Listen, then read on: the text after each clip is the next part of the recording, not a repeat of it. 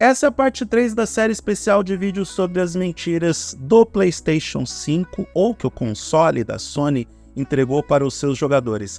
Eu sei que tem muita gente indignada, brava e decepcionada com a gigante japonesa, porque comprou uma coisa e quando chegou em casa, recebeu outra.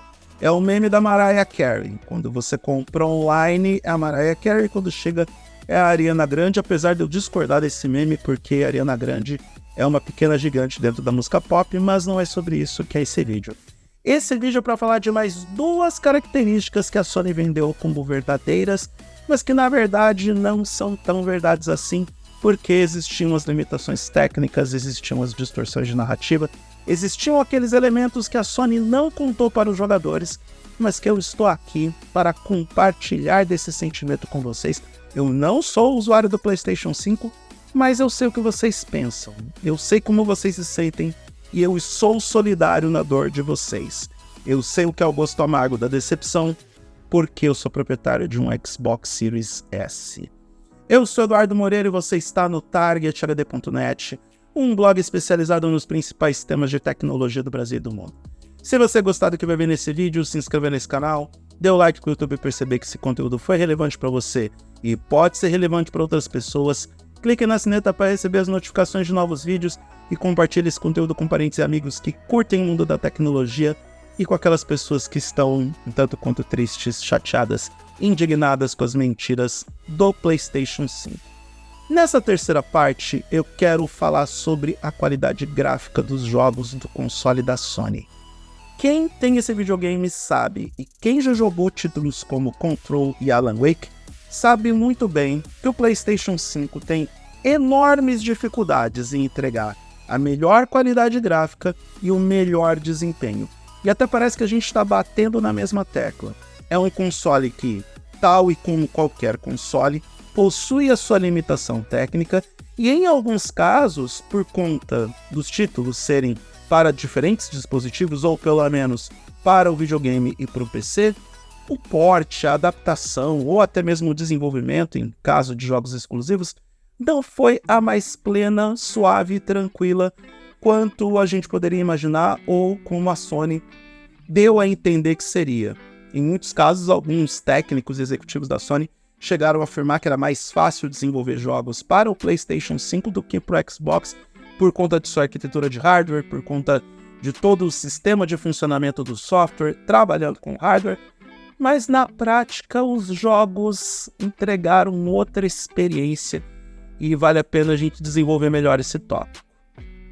Olha aqui, eu vou dizer logo de cara, tá? Esse lance do PlayStation 5 executar os seus jogos com a máxima qualidade sempre é uma mentira tão deslavada que chega a me irritar. Na verdade, existem jogos da geração anterior que rodam em uma mistura de configurações equivalentes à qualidade média baixa no console da Sony.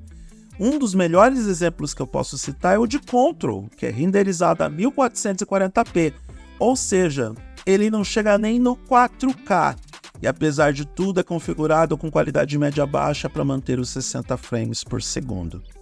Eu tenho certeza que alguns de vocês que estão vendo esse vídeo estão pensando que Control não foi desenvolvido de forma nativa para o PlayStation 5. E aí vocês vão vir para cima de mim dizendo: nossa, o Eduardo está ignorando que esse jogo é multiplataforma, que o título não foi otimizado de forma correta para o PlayStation 5, está sendo injusto com a Sony. Então tá bom, eu vou dar outro exemplo mais atual e exclusivo da atual geração de consoles dos japoneses: Alan Wake 2. Esse jogo tem dois modos no PlayStation 5, um modo de desempenho e um modo de qualidade. O primeiro pode atingir 60 quadros por segundo e o último despenca para 30 quadros por segundo.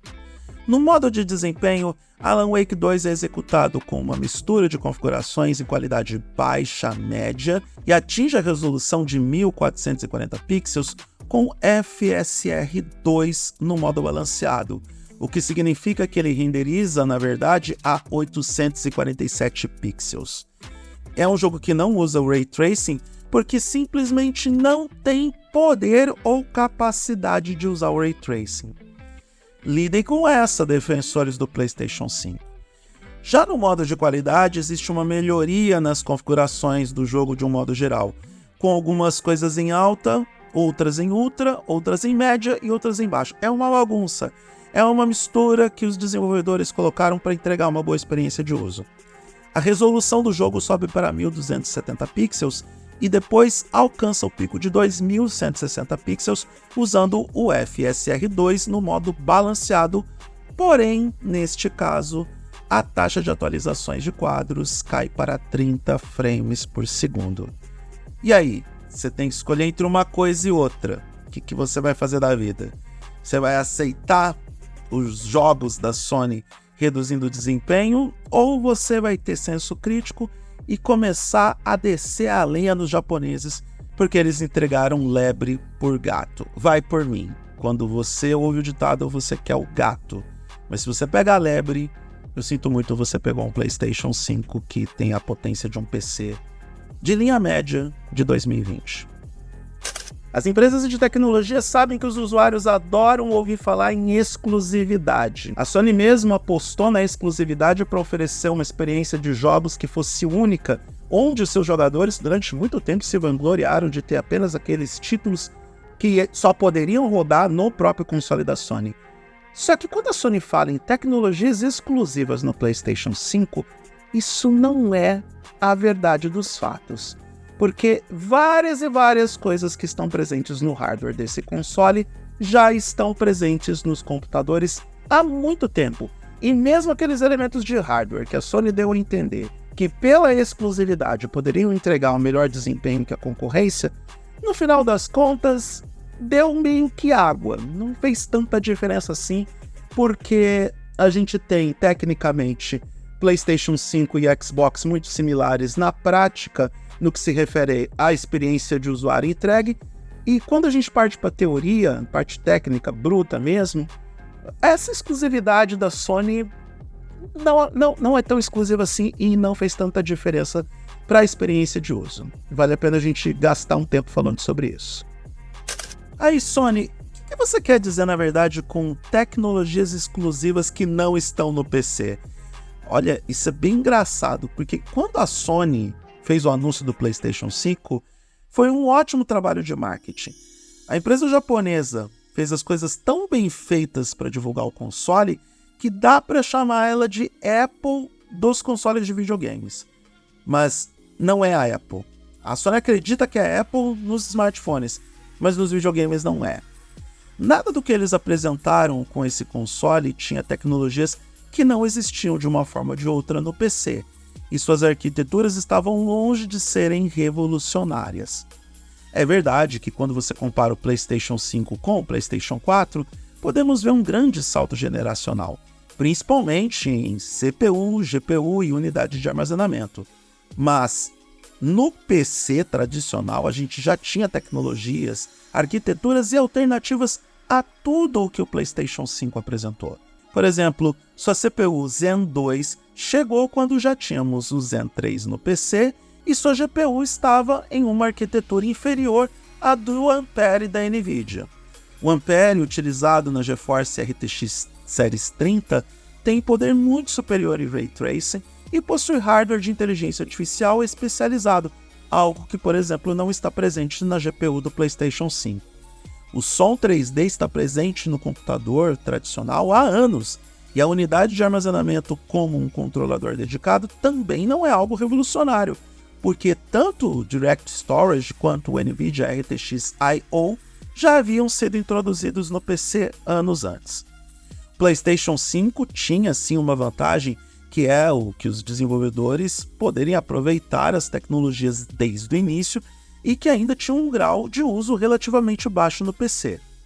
Essa é a coisa boa que os consoles de videogames costumam entregar para o mercado e para os consumidores, e que também ter um hardware fechado em kits de desenvolvimento polidos ao máximo. Agora, daí a dizer que existe exclusividade na tecnologia, que a Sony está reinventando a roda, que está entregando algo inédito para o consumidor, olha, Sony, apenas melhore. Pare de jogar mentira na nossa cara. Por favor, trabalhe com a realidade dos fatos, porque é muito melhor. A Sony precisa convencer o consumidor a comprar o PlayStation 5 Pro e o PlayStation 6. Não pode ficar iludindo o consumidor com mentiras nos aspectos técnicos, Até porque boa parte dos consumidores do PlayStation 5 não são burros. São usuários de tecnologia e, em alguns casos, em nível hardcore. Minha gente, tá acabando essa série de vídeos sobre as mentiras do PlayStation 5. O pessoal da assessoria da Sony pode começar a respirar aliviado, porque eu vou parar de falar impropérios sobre o produto ou sobre o console de videogames. Se bem que não são impropérios. Quem tem um PlayStation 5 detectou esses problemas muito melhor do que eu, porque vivenciou tudo isso na realidade prática. E toda essa desconfiança que muitos gamers agora contam ou entregam ao PlayStation 5 pode prejudicar a Sony na sua principal missão neste momento, que é promover o PlayStation 5 Pro e preparar o terreno para o PlayStation 6. E a Sony sabe muito bem que, diferente da Microsoft, esse lance de mercado de videogames ou do produto console de videogames é importante. A Microsoft até pode se dar o luxo de transformar o Xbox em um serviço, abandonando o console, apesar de lançar recentemente 3 novas versões do seu console tradicional. Mas a Sony não pode fazer isso. Parte do negócio da Sony está no console, ela sabe muito bem disso, mas quando o seu produto não entrega tudo aquilo que promete, aí, amigo, você acaba levantando certas desconfianças junto ao seu público e as pessoas não gostam de ser enganadas ou tapeadas por uma gigante do setor de tecnologia. Já basta a Apple fazendo isso com a gente. Então, daqui a alguns dias eu prometo, ou na semana que vem no máximo, a gente tem o último episódio dessa série especial de vídeos sobre todas as mentiras envolvendo o PlayStation 5. Fica nesse canal, confirma a inscrição, confirma a notificação, e você vai gostar do que vai ver no último capítulo dessa série.